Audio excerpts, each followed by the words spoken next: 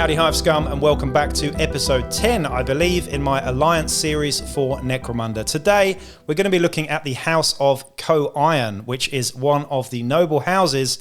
These guys have models and their rules are available in the House of Faith book on page 84. So if you haven't got the House of Faith book and you don't want to play House Cawdor, the rules are in there. But otherwise, stick with me and I'll guide you through the House of Co-Iron. First things first, let's talk about the models, because these are available from Forge World. I don't actually own them, unfortunately, but they are magnificent looking models. I love everything, ecclesiarchical. Is that a word? I think it is.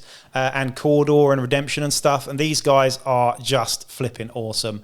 The lore of these guys is great as well, so go and read that too. But yeah, where to start with these miniatures? I think we have to start with the leader here. Who is basically a sort of ecclesiarchy Stephen Hawking, if I may say so. He looks like he's half dead with a giant mace in his hand, cherubs everywhere, and a really ornate floating coffin sort of sarcophagus chair thing. I've no idea how it works. I've certainly no idea how he gets upstairs in Necromunda, but apparently he does. So there you go. And he comes with two bodyguards that look flipping awesome as well. Very tall, imposing looking guys with what look to be chain glaives with flamers on top as well. These guys are just so awesome looking, and I can't wait to get my hands on them and paint them up. I love actually what the Warhammer studio has done in this particular instance. Normally I criticize their paint jobs a little bit. Don't get me wrong, they're very good paint jobs. They're just not usually my style. They're too colourful, too heavy metal for me.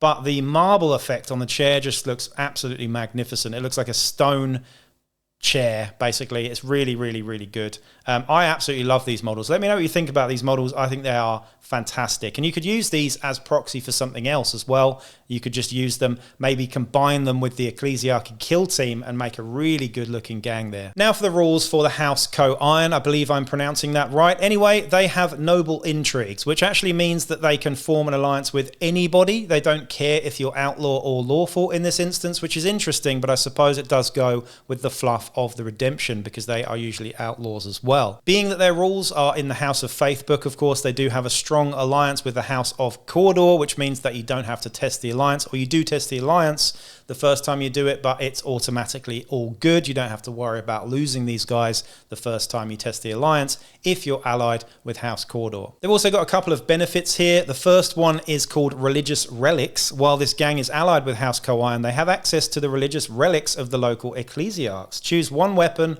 or type of armor carried or worn by the gang's leader.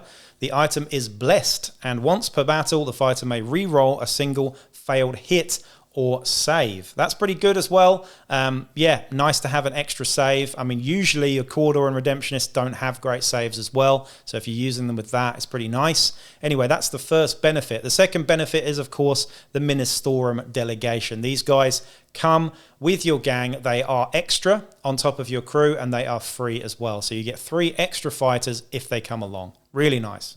Now for the drawbacks. The first one is penance for the unworthy. If the gang loses a battle, the gang's leader must begin their next battle with a flesh wound. So these guys sort of castrate him for it a little bit. Is that the word? I don't think it is. I'm getting all my words muddled up today. Anyway, but alternatively, the gang's leader may choose not to suffer the flesh wound, but you must test the alliance. So you can start with a flesh wound. You've been whipped and punished for your duty of losing the battle, which I think is just so cool. The second drawback is tithes to the Frateris militia. I believe I'm saying that right as well. During the pre-battle sequence before the select crew step, randomly select one of the gang's gangers or juves. The chosen fighter has been tithed to the Frateris militia by House Co-Iron and must immediately roll on the lasting injuries table, counting a result of critical injury as memorable death. If the fighter survives, they gain D6 XP. If they went into recovery, they must miss the battle as normal. And if the fighter was killed, House Co-Iron will compensate the gang with the credits equal to the deceased fighter's cost. So, really good. You can choose not to do this and, of course, test the alliance as well. But, again, very fluffy and very in theme with these guys. It's pretty harsh, though, because you're doing it as you set up for your game. It's not in the post-battle. It's pre-battle. So you're ready to take part in the fight, and then all of a sudden you're not. So yeah, that's pretty harsh. It's a nasty drawback, that one, but it's not going to stop me allying with these guys because they're just flipping cool. Now, if you do bring the House Koine delegation into your games, then they have a bunch of special rules as well. The first one is the Emperor Protects, which he does, of course, we all know this. The members of House Koine Ministerium delegation are devout souls who fervently believe their every action is witnessed by him on terror. And as such, they will not shirk from a fight. If a House Koine Ministerium delegation fighter rolls a natural +1 on their cool check when making either a rally or nerve test, they may immediately re-roll the nerve check. This is the same as either the Cawdor or Redemptionist one, by the way. I think the Redemptionist one, right? They also have a band apart and here to help, which is the same as most alliances. Here to help basically means that you don't count towards your crew. They are free and extra, which is really nice to have, especially with Cawdor, where you've got a massive horde of guys, minus losing the first one at the start of the battle, of course, due to that special rule. But they also have a band apart as well. If any of them go out of action, they are treated as out cold. Now let's look at the actual fighters in question. We get 3 here. We've discussed them in the models. The first one, the leader in the sort of Stephen Hawking ecclesiarchy guy, is the Prima Materis. I think I'm saying that one right. He is movement 5, no idea how. Of course, it's a floating sort of grav chair, I suppose, but again, still raises the question, how does this guy get up and down stairs? Weapon skill 4+, pretty decent for a guy who looks very meek indeed. Ballistic skill 3+, strength toughness 3, 2 wounds, initiative 4+, and 2 attacks. Leadership 5+, cool 6+, willpower 6+, and intelligence 7+. So okay stats overall. Better at shooting than he is at close combat though. He comes with a master crafted bolt pistol, nice to have, and a shock stave, which is sort of modelled there as the sort of mace that he's carrying. He has Devotional Frenzy, which is one of the piety skills. It's pretty good. Gives you sort of extra attacks in exchange for something else, -1 to hit maybe.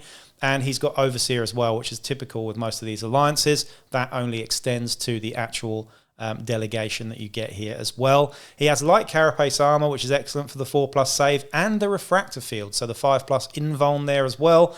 And yeah, pretty good really. For all intents and purposes, he counts as the leader for this particular delegation, so he has the 12-inch leading by example. He also has the, the group activation too as well, and he's also an inspirational leader as well. So if he's standing, friendly fighters that are both within 6 inches and able to draw a line of sight to him can use this fighter's cool and willpower as well, which is really, really cool. For the other 2 fighters, they are identical. They both look very similar as well. They are the Frateris bodyguard. They have movement 5, which is average, weapon skill 4+, ballistic skill 4+, again average, strength toughness 3, 1 wound, initiative 4+, and attacks 1. So exactly the same stat line as a hive scum. They look a little bit more fancy, but they certainly aren't in their stats.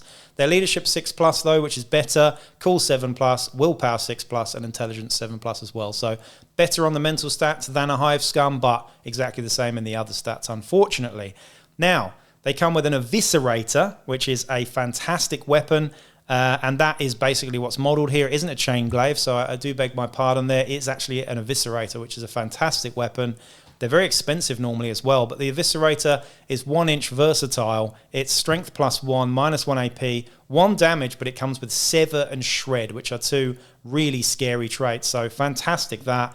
It also comes with an inbuilt hand flamer, which is absolutely awesome. Template weapon, it's strength 3, -1 AP, damage 1, 5+ ammo, blaze and scare. So if you run out, you really do run out. They also get a las pistol as backup as well. And I'm saying this because that you do actually have a choice here. You can take the Eviscerator and las pistol, or a chainsword and a las gun, but you'd be absolutely mental to take the chainsword and las gun, so just don't do it. So I'm not even going to talk about that. There you go. Just take the Eviscerator. Fantastic. It's modelled on the model as well.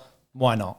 These guys also come with inbuilt Devotional Frenzy as well, which is really, really good when you've got an Eviscerator. So there you go. Mesh Armor and the Bodyguard skill here. If you're within 2 inches of this, or if your leader, the Frateris leader guy in the chair, is within 2 inches of these guys and he gets hit by an attack, you can choose to transfer the hit and the effects of that hit onto one of his bodyguards, which is really, really, really nice. It's important to note here as well that a lot of allied bodyguards actually, if the leader is taken out of action, these guys count as bottling. But in this case, that rule is not actually here. They just have the bodyguard rule on its own. So there you go. The stats are fairly underwhelming. The drawback is a bad one, I have to say. But honestly, they're so cool looking. Why would you not include them? 2 guys with eviscerators is just glorious as well. Eviscerators are one of my favorite weapons in the game. You could field these guys with a redemptionist gang with, say, 3 more eviscerators. So you could go to town on this. You know, you could you do them as an outcast delegation as well. And that's a pretty cool way of doing things. These could be the sort of, like I said, you could get the Kill Team Ecclesiarchy box. That goes really nicely with these miniatures, actually. I think it blends perfectly to make a redemptionist / ecclesiarchy gang for Necromunda. So maybe I'll do that. And if you've done it, let me know. And if you like these guys and you've used them in your Necromunda games, then do let me know how they perform. I'm really interested in hearing that because I haven't actually used these guys in any games yet. Anyway, that is it for the House Co Iron, and I'll be back with another one real soon. Peace out.